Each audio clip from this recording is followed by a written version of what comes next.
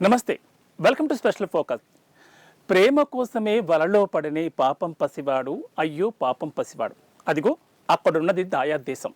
ఒకనాడు మన నుండి విడిపోయిన దేశం, నేడు సమరానికి కాలుదువ్వుతున్న దేశం. అటు నుంచి ఇటు ముష్కరులు, లేదంటే ఆరోగ్యం కోసం వచ్చే రోగులు తప్పించి ప్రేమ కోసం సరిహద్దులు దాటిన వాళ్ళు బహుశా కనిపించరు. ఆ క్రెడిట్ మొత్తం పాకిస్తాన్కు చెందిన ఓ మహిళ కొట్టేసింది. తాను ప్రేమించిన ప్రియుడు భారత్లో ఉన్నాడని తెలుసుకుని సరిహద్దులు దాటుకుని, కట్టుబాట్లను దాటుకుని, కంచెలను చీల్చుకుని భారత్లోకి అడుగుపెట్టింది. తన ప్రియుడిని కలుసుకుని వివాహం చేసుకుని చక్కగా జీవిస్తోంది. ఇందులో వింతేముంది, కొత్తేముంది? ప్రేమించిన వాళ్ళు ఇండియాలో ఉన్నా, అండమాన్లో ఉన్నా ఎన్ని ఇబ్బందులు ఎదురైనా గమ్యాన్ని చేరుకుని పోరాటం చేసి వివాహం చేసుకుంటారు. రియల్ లైఫ్లోనూ ఇలాంటివి మనకు కనిపిస్తూనే ఉంటాయి. కానీ పాక్ నుంచి ఇండియా వచ్చిన మహిళ ఓ స్పెషాలిటీతో వచ్చింది. వచ్చి రావడమే భారతీయులను ఆకట్టుకుంది. ఇప్పుడు ఇండియాలో ఫుల్గా సంపాదిస్తూ ఎంతో మందికి ఆదర్శంగా నిలుస్తోంది. అందరూ ఉద్యోగాల కోసం ఎక్కడెక్కడికో వెళ్ళి ఏదోలా బతికేస్తుంటే పాక్ నుంచి ఇండియాకు వచ్చి ఇక్కడ వివాహం చేసుకున్న ఆ మహిళ సొంతంగా వీడియోలు చేస్తూ రెండు చేతులా సంపాదిస్తూ 10 మందికి ఆదర్శంగా నిలుస్తోంది. తెలివి ఉంటే చాలు, ఎలాగైనా సంపాదించొచ్చని నిరూపిస్తోంది. సాఫ్ట్వేర్ ఉద్యోగి ఎంత మొత్తంలో సంపాదిస్తున్నాడో అంతకంటే ఎక్కువగానే ఆ మహిళ సంపాదిస్తున్నట్లు చెబుతోంది. చిన్నగా వీడియోలు చేస్తూ సబ్స్క్రైబర్లను పెంచుకునేందుకు మొదట్లో చాలా కష్టపడినట్లు పాక్ మహిళ తెలియజేసింది. ఎన్ని కష్టాలు ఎదురైనా సరే తన సంపాదన మొదలు కావాలని, కుటుంబంపై ఆధారపడకుండా కుటుంబానికి ఆధారం అయ్యేలా తనను తాను మార్చుకోవాలని నిర్ణయం తీసుకుంది. ఆ నిర్ణయమే సక్సెస్ఫుల్ యూట్యూబర్గా నిలబెట్టినట్లు పాక్ మహిళ, భారతీయ కోడలు సీమా హైదర్ తెలిపింది. పాక్లో ఉన్నప్పుడే ఆమెకు వివాహం జరిగింది. అయితే వివాహానికి ప్రేమకు ఎలాంటి సంబంధం లేదు. ప్రేమకు పెళ్లి అడ్డు కాదు. పెళ్లి చేసుకున్న వాళ్ళు భర్తతోనే జీవితాంతం కలిసి ఉంటారని కూడా ఇప్పుడు ఎవ్వరూ అనుకోవడం.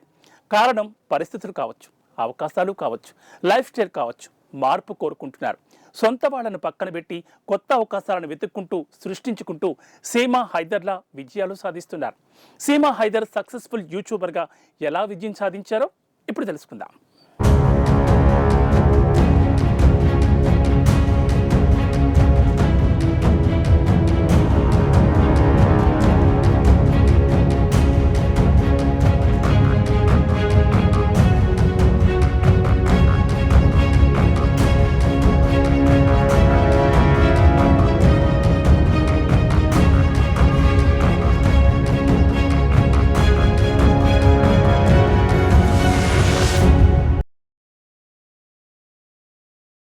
ఎవరు ఎప్పుడు ఎలా దేనికి ఆకర్షితులవుతారో ఎవరు చెప్పలేరు.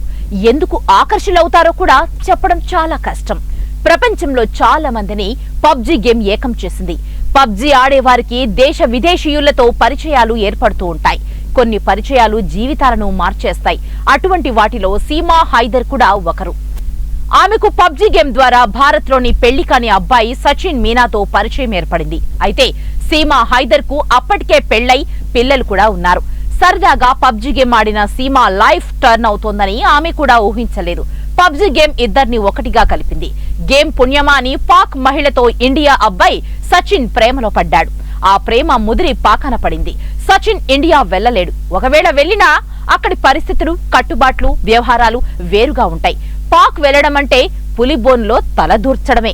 జీవితంలో విజయం సాధించడం మాట అటుంచి కనీసం బతికుంటామో లేదో కూడా చెప్పలేం. పాక్ లో పరిస్థితులు ఎలా ఉంటాయో సీమా హైదర్ కు బాగా తెలుసు. అక్కడి మహిళలకు స్వేచ్ఛ ఉండదు. సొంతంగా ఎదిగేందుకు అవకాశం కూడా ఉండదు. ఒక నిర్ణయం తీసుకుంటే కట్టుబడి ఉండాలి. ఎలాగైనా తనను తాను నిరూపించుకోవాలి. జీవితంలో గెలవాలి అని నిర్ణయించుకుంది సీమా.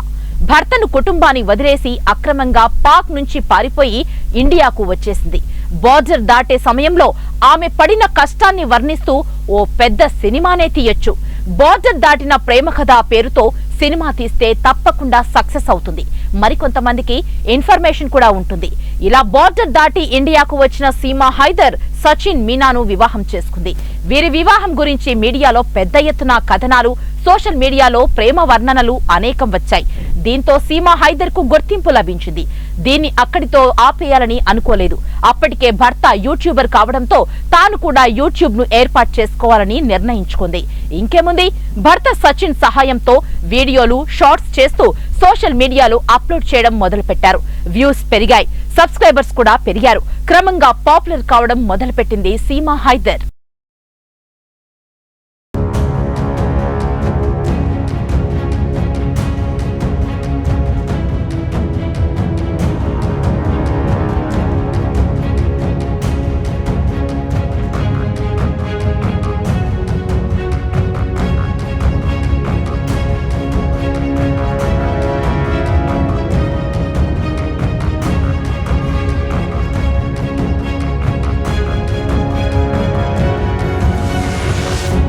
యూట్యూబ్, సోషల్ మీడియా ప్లాట్ఫామ్లలో సీమా హైదర్ కు పాపులారిటీ బాగా పెరిగింది. వ్యూస్ కూడా పెద్ద ఎత్తున వస్తున్నాయి. ఇంకేముంది, ఆదాయం రావడం మొదలైంది. యూట్యూబ్ ద్వారా మొదట తనకు 45,000 రూపాయలు ఆదాయం వచ్చిందని తెలియజేసింది. ఆ తరువాత క్రమంగా ఆదాయం పెరుగుతున్నట్టుగా పేర్కొన్నది. ఈ ఆదాయం ఎంతగా పెరిగిందంటే ఒక సాఫ్ట్వేర్ ఉద్యోగి నెలకు ఎంత సంపాదిస్తాడో అంతకంటే ఎక్కువ మొత్తంలో సీమ అందుకుంటోంది. ఒక్క యూట్యూబ్ ద్వారానే నెలకు ఇప్పుడు 80,000కు పైగా సంపాదిస్తోంది. ఇది కాకుండా సోషల్ మీడియా ద్వారా అదనంగా మరో 50,000కు పైగానే సంపాదన. వీటితో పాటు సోషల్ మీడియాలో, యూట్యూబ్ లో యాడ్స్ రూపంలో అదనంగా సంపాదన. ఇలా మొత్తంగా సీమా హైదర్ నెలకు ఎంత లేదన్నా 1,50,000 వరకు సంపాదిస్తూ ఉన్నారు. తక్కువ సమయంలోనే ఆమె పాపులారిటీ సంపాదించుకున్నారు. అయితే వీడియోలకు ఎంత చొప్పున యూట్యూబ్ ఆదాయం ఇస్తుందో కూడా ఆమె ఓపెన్ గా చెప్పేశారు. మానిటైజేషన్ పూర్తయ్యాక 1000 వ్యూస్ వస్తే 25 రూపాయల చొప్పున చెల్లిస్తారు. అదే షార్ట్ వీడియోలకు 1,00,000 వ్యూస్ వస్తే 85 నుంచి 90 రూపాయల వరకు ఆదాయం వస్తుంది. సీమా హైదర్ చేస్తున్న వీడియోలు పెద్ద ఎత్తున వీక్షకులు చూస్తున్నారు. ఇక తన భర్త సచిన్ మీనా యూట్యూబ్ ఛానల్ కు 1.7 మిలియన్ సబ్స్క్రైబర్స్ ఉన్నారని, ప్రతి వీడియోకు 25,000 మంది వ్యూవర్స్ ఉన్నారని చెప్పుకొచ్చారు.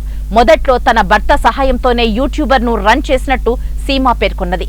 ఇప్పుడు సీమా సొంతంగానే యూట్యూబర్ ను రన్ చేస్తోంది.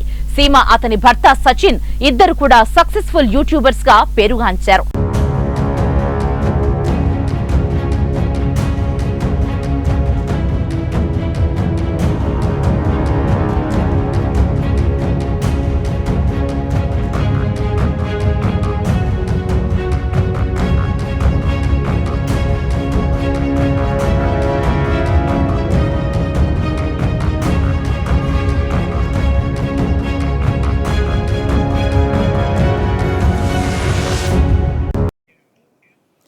వీరిని ఇన్స్పిరేషన్గా తీసుకుని ఇప్పుడు చాలామంది వీడియోలు చేస్తూ డబ్బు సంపాదిస్తున్నారు.